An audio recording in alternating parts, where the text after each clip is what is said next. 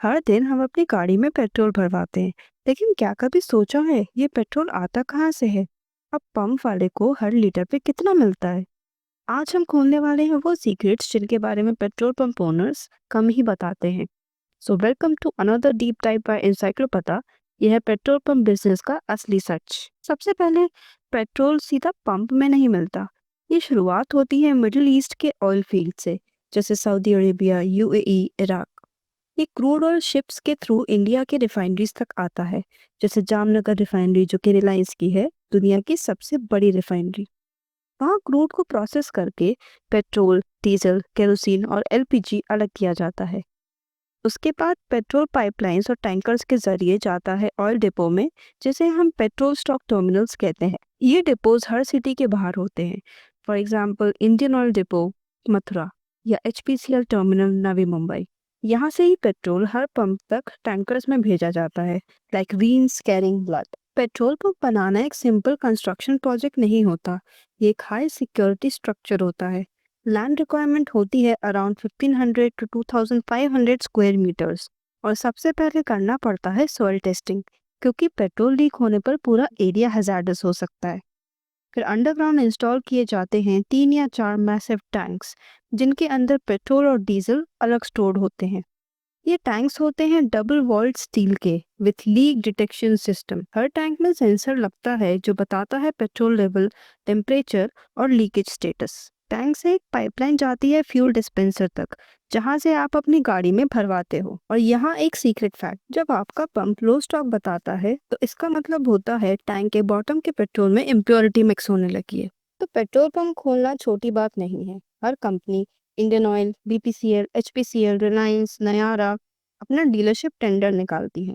Minimum investment लगता है around 50 lakh to 1 crore, और अप्रूवल प्रोसेस में लगता है 6 मंथ से लेकर 1 साल तक। हर लोकेशन के लिए fire safety, explosive NOC, environmental clearance mandatory होता है। और अगर लैंड आपकी नहीं है तो लीज एग्रीमेंट भी कंपनी अप्रूव करती है। मतलब एक पंप खोलना एक मैराथन है, स्प्रिंट नहीं। अब सबसे बड़ा सवाल, पैसा कितना मिलता है? हर लीटर पेट्रोल पे एवरेज कमीशन होता है सिर्फ 2.5 से 3.5 रुपए।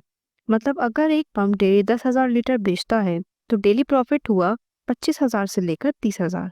लेकिन इलेक्ट्रिसिटी बिल, सैलरी, मेंटेनेंस निकाल के मंथली प्रॉफिट बचता है बस 1 से 1.5 लाख। और अगर आप सोच रहे हो प्रीमियम पेट्रोल से ज्यादा प्रॉफिट मिलता होगा, नो, मोस्टली वो सिर्फ मार्केटिंग गिमिक होता है। जो महंगा पेट्रोल आप भरवाते हो उसका प्रॉफिट भी वही रहता है, बस नाम अलग। मतलब पंप वाला पैसे नहीं कमा रहा, बस टैंक भर के पेशेंस कमा रहा है। हर बिजनेस में कुछ ग्रे एरियाज होते हैं, और पेट्रोल पंप्स भी उनसे बच नहीं पाए। कुछ पंप्स में यूज होता है मीटर टैम्परिंग डिवाइस, जिससे लीटर का रीडिंग 1000 ml के बदले 950 ml हो जाता है। और कुछ जगह पे होता है एयर प्रेशर ट्रिक, डिस्पेंसर में हवा के बबल से वॉल्यूम बढ़ा देते हैं।